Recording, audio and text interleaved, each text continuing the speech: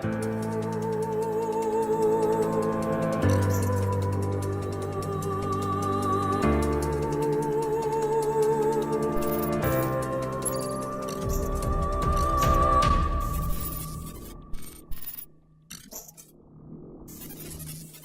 you're like me, you're probably anxious to get your hands on some Cyberpunk 2077 soon. We got some new news about that game just yesterday. It seems fans were requesting two features in this game, such as VR functionality and third-person view. The main idea behind the VR is that it's such a cool game, it's a first-person shooter, and it just seems to be set up ideally for some VR action.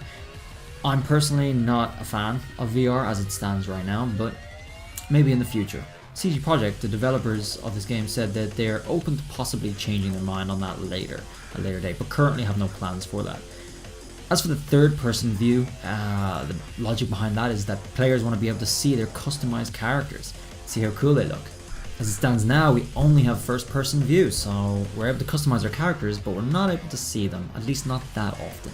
As for the release date, the makers of the logo for this game teased on their website that it might be released in 2019, but they'd since deleted that post.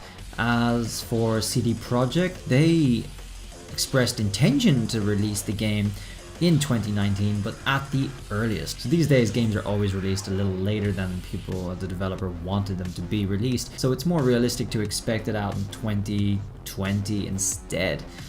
But at least we're going to get some new information soon. It's coming to this year's E3. Yes. And apparently Lady Gaga is featuring as a cameo in the game. That rumor comes from the fact that some French websites spotted Lady Gaga visiting a CD Projekt studio, which they claim was to record some motion captures for the game.